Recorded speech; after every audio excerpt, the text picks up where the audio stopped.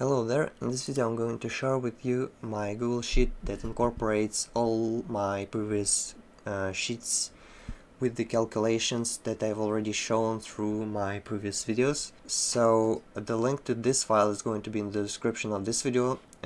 When you go through the link, just click on the file, make a copy, and it's going to be saved on your Google Drive. You will be able to use it to adjust your cars. One small warning is that the main tab that should be used for the input is this steps calculator, the green one.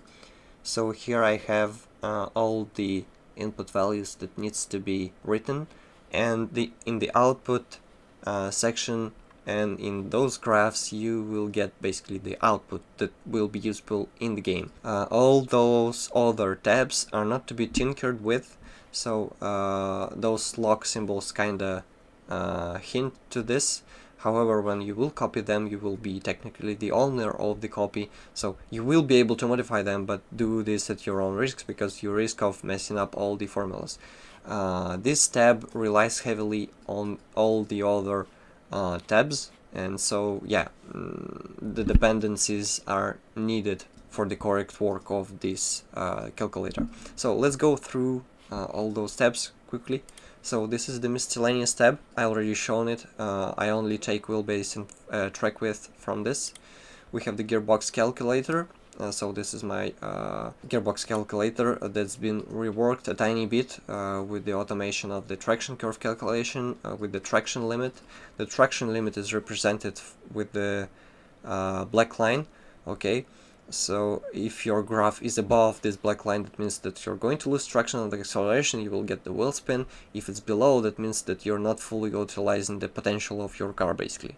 So yeah, it's going to be different for the rear-wheel drive, all-wheel drive, or front-wheel drive, depending on the weight transfer. So there's a bunch of calculations running on here. You don't really need to understand all of this, because you will get anything in the more friendly format in the main tab. Okay, here you have the suspension calculation that I've already shown on my previous video. It calculates the spring stiffness, the dampers, the anti-roll bars, and it also calculates now the longitudinal and lateral acceleration of the car. So straight line acceleration and how much side grip, if I can put it like this, the car can hold.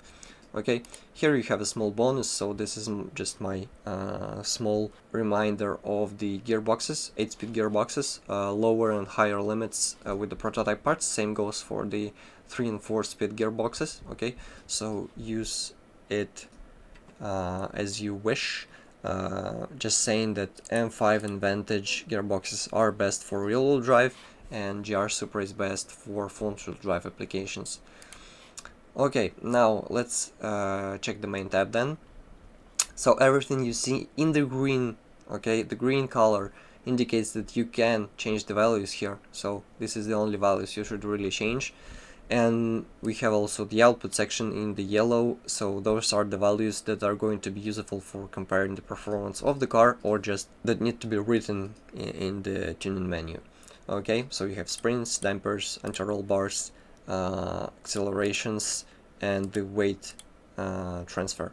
Now let's just take a small look at what it does. So here you can choose the car you're building. Okay, so this will pick up the data like wheelbase, track width. This is needed for anti-roll bar calculation. Then you have the weight. You need to specify your exact weight, the weight distribution, the wheel offset on the front and on the rear. This is the white number in the wheel spacers tuning menu. Okay, not the yellow one, white. Okay, desired ride frequency, you need to play around with it to get the correct spring stiffness. Okay, so 3.5 is the sweet spot. You can go a little bit higher or a little bit lower, but yeah, this is what I like really. Desired roll gradient, same. You will most likely be around 0.5, 0.05 or 0.07. okay, but this is the real life value that I've put here, just in case maybe you will need to run some close to real life build, I don't know. Wheel diameter in the inches, okay, profile in the percentage, so in the tenth, so that would be 30 profile, 30% profile. Tire width in millimeters as specified in the tuning shop. Center of gravity also specified in the tuning shop. Acceleration specified in the tuning shop. You can also measure it yourself with your phone, for example, or video editing tool. And then you have the choice of the all-wheel drive, rear-wheel drive. So this is really needed to show, as I said, the traction limits. Okay, on rear-wheel drive, all-wheel drive, the traction limit will be higher because of the weight transfer on the driven wheels, mostly the rear wheels. On front-wheel drive, however, it's going to be lower, so you will need to run a completely different gearbox. That's why I said that the GR Supra gearbox is best for this, because it allows really for super short gears, I would say. Yeah. Then we have max speed at 111 meters radius. Okay, so what is this? This is basically the calculation of your lateral acceleration. Okay, so you just need to know what speed your car can hold without going sideways, without losing grip at such a radius. So where do you find such a radius, you may ask. Okay, let me show you. It's really simple. When you go to the game, go to this spot. Okay, so this is a nice round circular intersection, and the diameter of this road is exactly 236 meters. Okay, so just run around and see what speed you can hold consistently without going sideways and while making the turn. Okay, if you go outside, it means that you carry on too much speed. It's not really representative. So I was able to get a speed of 155, and this is what I'm inputting here, and then I get the result of 1.6 G in the corner that the car can hold.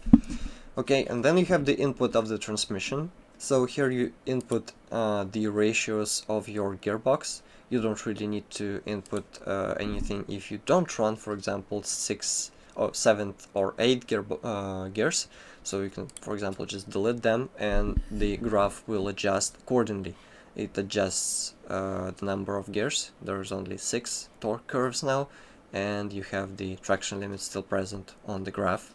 Okay, you just don't have the 7th and the 8th. And then a bit more tedious, but you can use even AI if you would like, or maybe you can calculate yourself via the GIMP.